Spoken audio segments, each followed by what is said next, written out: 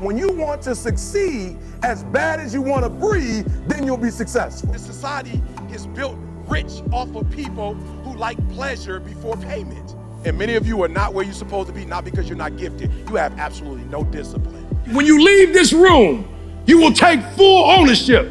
And the reason why I say it's my fault, even when it's not my fault, because when I say it's your fault, I give you power. I give you control over my life. And I will never give another human control over my life. And the story is about, you guys have probably heard about this before. It was a young man who, he wanted to make a lot of money, and so he went to this guru, right? He told the guru, I want to be on the same level you're on. And so the guru said, if you want to be on the same level I'm on, I'll meet you tomorrow at the beach at 4 a.m. He liked the beach. I said, I want to make money. I don't want to swim. Guru said, if you want to make money, I'll meet you tomorrow, 4 a.m. So the young man got there at 4 a.m. He all ready to rock and roll, got on the suit. He should have wore shorts. The old man grabs his hand and said, how bad do you want to be successful? He said, real bad. He said, walk on out in the water. So he walks out into the water. Watch this. When he walks out into the water, it goes waist deep. So he like, this guy crazy. Adrian, he like, I want to make money. He got me out here swimming. I didn't ask to be a lifeguard. I want to make money. He got me in. So he said, come out a little further. Walked out a little further. Then he had it right around this area, the shoulder area. So this old man crazy. He making money, but he crazy. He said, come on out a little further. Came out a little further. Was right at his mouth. My man like, I'm about to go back in here. This guy is mine. So the old man said, I thought you said you wanted to be successful. He said, I do. He said, walk a little further. He came, dropped his head in, held him down, hold him down. My man getting scratching, holding him down. I got you. I know you brushed it out, but I got you. He had him held down. I need you for an illustration. He had him held down. Just before my man was about to pass out, he raised him up. He said, I got a question for you. Somebody answered the question for me. He said, when you were underwater, what did you want to do? Lee, I'm looking for a different word though than lip. What's that word? He said, I wanted to breathe. He told the guy, he said, when you want to succeed as bad as you want to breathe, then you'll be successful. I don't know how many of y'all got asthma in here today, but if you ever had an asthma attack before, you short of breath, SOB, shortness of breath, you wheezing. The only thing you trying to do is get some air. You don't care about no basketball game. You don't care what's on TV. You don't care about nobody calling you. You don't care about a party. The only thing you care about when you're trying to breathe is to get some fresh air. That's it.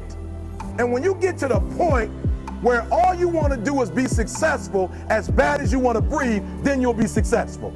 And I'm here to tell you, number one, that most of you say you want to be successful, but you don't want it bad. You just kind of want it.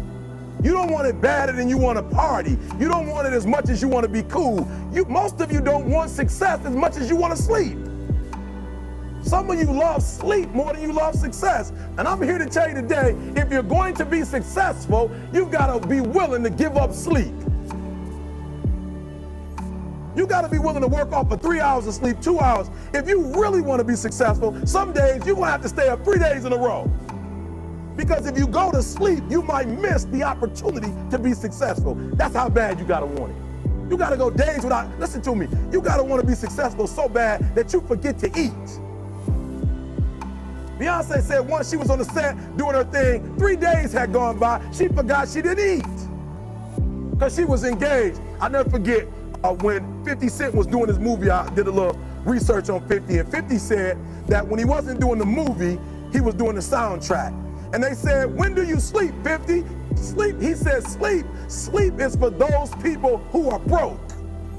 I don't sleep. He said, I got an opportunity to make a dream become a reality. Football players, how many football players? Got anybody like football in here? Raise your hand. Anybody like football? Emmitt Smith. I used to be a Cowboy fan before they did my boy Tom Landry wrong. I used to be a Cowboy fan. And watch this, there was a commercial. Emmitt Smith had won his first Super Bowl, and he had this commercial when he was lifting weights. I don't know if you saw the commercial when he was lifting, and Emmitt said, you know what? I won the Super Bowl, so I can rest now. He was doing his bench press. So he said, I won the Super Bowl, so I can rest now. So he throws up about 325, boom. And he rests for about 2 seconds. And he, boom, boom. Boom. Did you see that? He'd already won a Super Bowl. He said, I think I'm gonna take a rest, and he rests for how long? 1 second. Most of you won't be successful because when you're studying and you get tired, you quit. And I'm here to tell you today, if you got somebody came in my office the other day crying, I said, look, don't cry to give up, cry to keep going. Don't cry to quit. You already in pain, you already hurt, get a reward from it. Don't go to sleep until you succeed. Listen to me, I'm here to tell you today that you can come here, you can jump up, you can do flips, you can be excited when we give away money, but listen to me, you'll never be successful until I don't have to give you a dime to do what you do. You won't be successful until you say, I don't need that money, because I got it in here. So listen to me, Emmett Smith said this at the end of the commercial. Emmett Smith said, all men are created equal, some work harder in preseason. I'm gonna say it again because you might have missed it. All men are created equal, some work harder in preseason. So that means that there are some people who are going to see the professor, going to see the TA, and even when the professor says, I don't meet with you, my TA meet with you, you say, I don't want to talk to your TA. I don't pay the TA. I pay you to teach me. So you're gonna have to find some time to meet me. If I gotta meet you at the mall, if I gotta meet you at your house, you are going to see me. Listen to me, all men are created equal, some work hard in preseason. When I went to college, guys were way smarter than me. 4.0s, 3.0s, they went to the Ivy League high schools, came to Oakwood from these great high schools. Most of them are not doing what I'm doing. Why? Because it's not about where you come from. It's about heart. You come to a place where, being smart ain't enough. You gotta have heart. That's number one. Watch number two. Number two, catch number two. I wrote it down. I wanted to make sure you got it. It says, watch this. We're talking about sacrifice now. The important thing is this. You're writing while I'm saying it, because I only have about 3 more minutes. Listen to me. The most important thing is this: to be able at any moment to sacrifice what you are for what you will become. That's the number 2 thing. You got to catch that one. To be able to, listen to me, at any moment.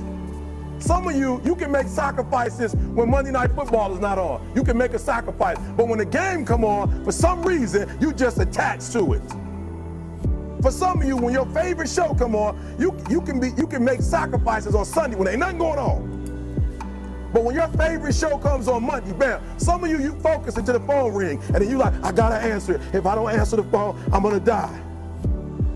I'm saying to you today that there are some of you, if you give up your cell phone, you would be successful. But your cell phone is more important to you than your success.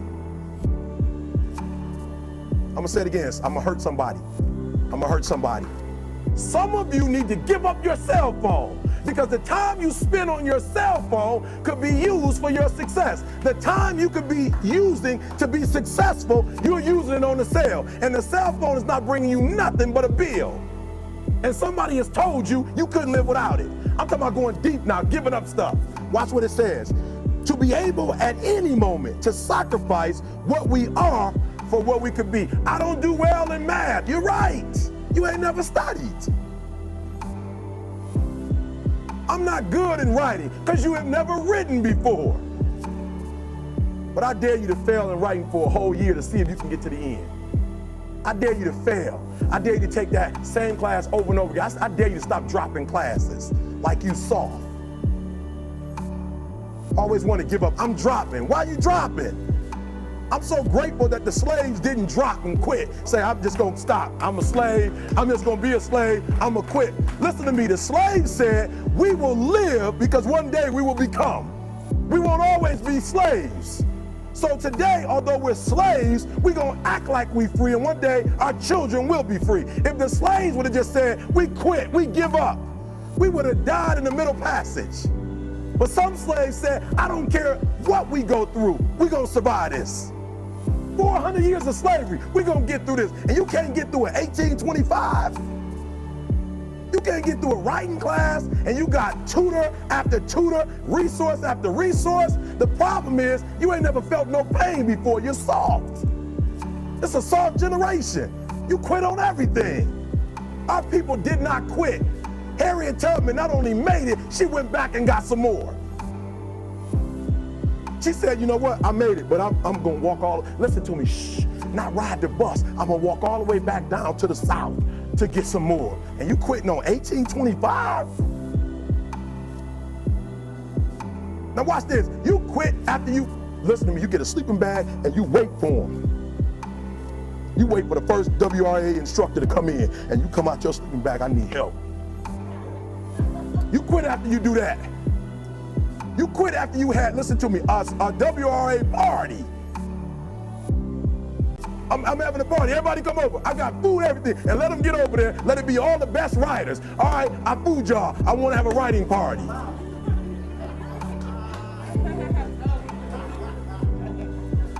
I'm serious.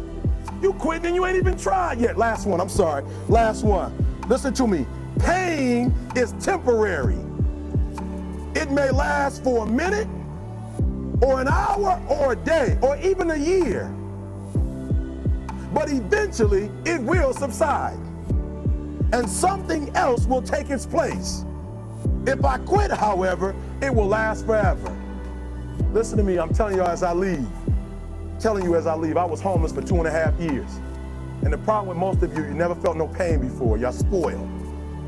Y'all spoiled. Some of y'all spoiled. Just bottom line. Your parents have done everything for you. You never had to do nothing for yourself. You're spoiled. We're gonna keep it real tonight. Some of you are spoiled brats. Every time you ever got in trouble, somebody in your house got you out of it. Every time you've done something you're not supposed to do, people say, Eric, your mother's a tyrant. You're right. She kicked me out. You're right. She's mean, but she developed a man because she put me out there and said, you're gonna have to grow up. And some of you have never learned to grow up. And so every time something get hard, you quit, you call mama. I dare you to take a little pain. I dare you. I dare you not to go home. Somebody said, I don't go home, I feel bad. Go through it. You ain't gonna die. At the end of pain is success. You're not gonna die because you're feeling a little pain. I'm not eating like I eat at home. That's why you're about to go to the next level, because if you keep eating like you ate at home, you will keep being a boy or a girl. It's time to become man, woman. So don't worry about a little pain. My greatest asset is I was homeless, so I can't feel a whole lot of pain. I've already been alone. There's not a whole lot of hurt I can feel on a little paper, on a little test. So I leave you, listen to me. We have gotten to a point where it's midterms and we're moving forward. The days of you getting money, I'm not saying we quitting, but I'm saying the day has got to go from external to internal. You have to give it everything you got. No more TV, no more parties, no more playing. If you don't have a 4.0, what you need to be doing is studying. Get off the phone. I'm sorry, I'm not available until the end of this year. No, I'm for real.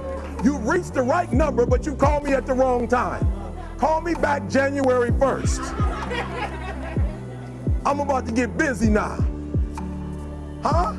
I want you to have a countdown of your own and say when the countdown is over, we're the real, watch me, because when I was homeless, I knew something was wrong. I knew that wasn't the best of me. And one day I said, will the real Eric Thomas please stand up? Will the real Eric Thomas please stand up? Stop being this high school dropout. Stop giving up. Stop sleeping on the street. Stop walking up and down Finkel Avenue like you ain't got nothing, and get your GED. Stop being afraid to take a test. Stop being afraid to go to college because your daddy didn't go and your mama didn't go. Stop being afraid and be the best Eric Thomas you can be. But listen to me, it's gonna be hard. It took me 12 years to get a 4-year degree, but I got it. And guess what? On a degree, it don't have dates. So if it took you 4 and it took me 12, it don't show up nowhere. But I'm exactly where I wanted to be because I realized I gotta commit my very being to this thing. I gotta breathe it, I gotta eat it, I gotta sleep it. And until you get there, you'll never be successful in life. But once you get there, I guarantee you, the world is yours. So work hard. We want people to make guarantees to us, but we're not willing to make guarantees to ourselves. So watch this, guys. So I did my homework, right? And it says, it's the truth. It says every single day in Africa, a gazelle get up and a lion get up. In Africa, every day. This is not a story I'm making up. Like right now in Africa, in the safari, this is happening. A gazelle getting up and a lion getting up. And so the story, Not suggesting that you don't work hard in terms of an idea, but I'm trying to tell you, if you grind, you will be broke the rest of your life or you will barely make it. This society did not become rich by workers. It came rich by the people who knew how to put the workers to work. Oh, come on, somebody. I know, ouch, amen, whatever you want to say. It's the truth. This country got rich off of 400 years of not paying nobody. That's how they became rich. It's free labor. You making somebody work for 400 years for free, yeah, you rich. You ain't got to pay nobody. You ain't got to do insurance. I don't get insurance. I don't even get like paid vacation. I don't even get to take no time off. I'm a slave and I'm sick. You got to go pick cotton. And then if you get sweet with it, Eli, you get sweet with it and make a machine, you're not about to get the patent to the machine. Your master about to get the patent. And you might get lunch regularly, but you're not about to get paid. Kill that worker's mentality. You value effort over execution. For real, I love it. I love it.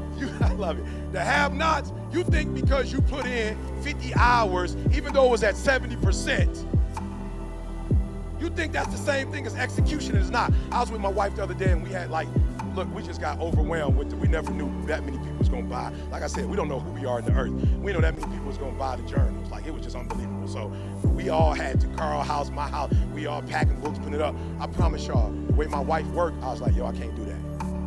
I just bowed down to it. I was like, wow, you got MS and still killing me. I bowed down, sweetie. I need a break. You know what I'm saying? I would have been a house Negro. I'm like, I can't do it. You know what I'm saying? I'm just being 100. My wife on some field stuff. I'm like, I can't do it, sweetie. I'm like, no, my wife was like, yo, when those boxes come in, those people ordered it. However many boxes come to our house, they must all be shipped tonight. I was like, boo, we don't even know how many boxes is coming. I said, can we count the boxes first? We have no idea how many boxes coming. We don't even know if we have enough supplies. My wife said, that's a different mindset.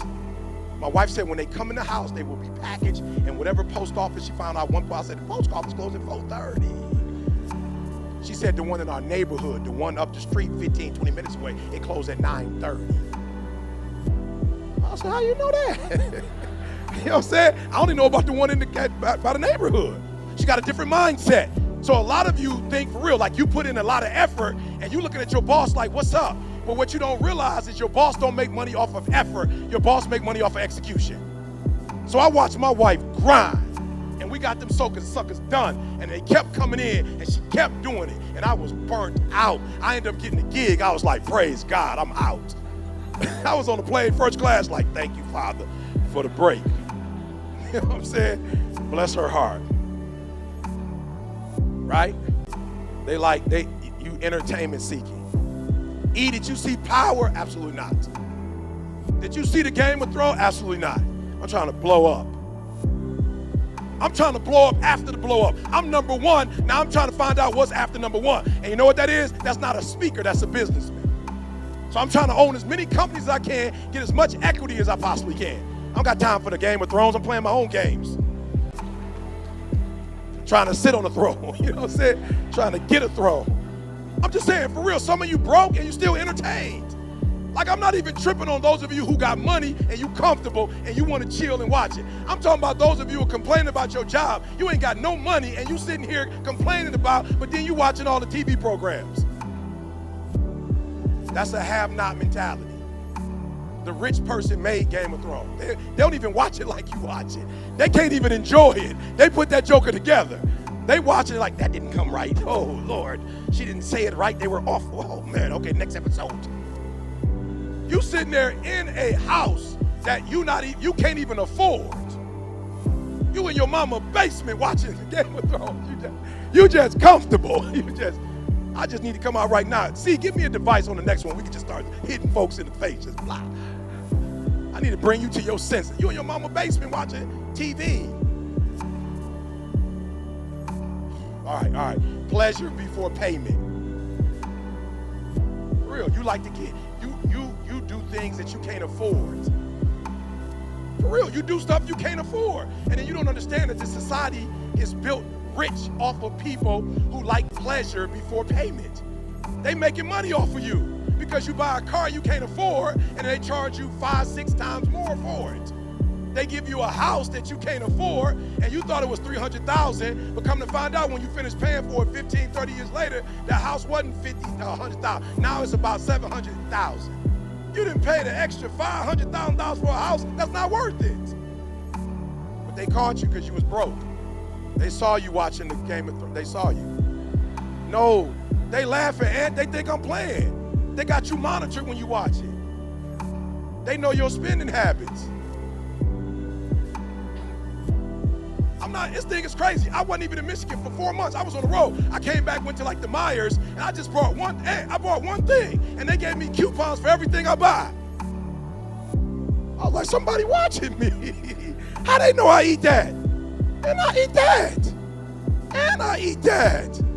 And I ain't bothered in a while, and they just gave me a coupon for it? They watching you. You just thought the mail came randomly. A car came to your crib, credit card. You're trying to start a business. You're broke. We're about to give you $50,000 at $2 million interest. You didn't read that part. It was so small. You was just geek. I got a credit card. I prayed and the credit card came. No, don't put that on God. You didn't make your a credit card holy. I'm sorry. I know, but they getting mad. Let me stop. They don't value delayed gratification. You're undisciplined. Man, if I could go here, but I can't go here. Man, listen to me very closely. A lot of you could be millionaires, but because you're not disciplined, he pulls on a couple. Some of you because you're not sexually disciplined, you've had people take stuff from you when you've been in places and relate. I just saw 2 young women that lost their lives. That was on some dating thing and went to some man. I was just like, yo, where they do that at? Where do you just trust somebody online that you don't even know? What was it about you that you had such a low self-esteem? And it was twins, it was sisters. That you just gonna go to some man's house you don't even know? Come on, then another young lady just went to jail. Her man told her he killed somebody. She took a saw and saw. I'm like, who you about to go to jail for this with? I'm like, wow, is it that love that deep these days? People buying stuff. I'm like, well, you ain't grateful for what God. You gotta get the extra hookups. I ain't mad at you, but if you understand what you attracted, and then you mad when you ain't attracting a successful man of character and integrity and God, but you're not putting that out. I'm sorry. All right. Listen to me very closely. Somebody, your zero is gonna go to the next level when you can learn to say no. I was just at a function. My man was like, E, you did a phenomenal job, bro. We doing happy hour at 3:30. I said, my plane leave at 3:50. He said, you're not gonna stay for happy hour? I said, bro, I'm not here for no happy hour. We don't know each other like that. Happy hour? I came to speak. I didn't come to build no relationship with you. I didn't come to drink with you. Drink? Bro, I don't even drink. And if I drank, I would drink at home. I wouldn't drink in front of you and get loose like that and start talking crazy. You don't need to know me like that. You need to know me as the #1 motivational speaker in the world. Flawless. I'm not, but that's what you need to know me as. You don't even need to get close enough to me to know my faults. This is a business transaction. You're going doing business with people drinking like, y'all, what you being social for? You don't have no discipline. Drink when you get home. You just see some free wine. You see some free alcohol. Drink when you get home. This is business. Boundaries. There are boundaries. My man like, yo, why you gotta go? Because I'm married. I got a wife. I'm going home. We finished. We ain't got no more business to do. You told me you wanted a 2-hour presentation. I did it. I'm going home. But E, this is a resort. And I'm going home. Why? Because I can't get in trouble at home. I can't get in trouble at the crib. I can get in trouble at this resort. It's a lot of temptation at this resort. So I'm going home. where it's okay to get into temptation at the crib. If the bed is undefiled, like I can come home and do this. I can't be doing that over there.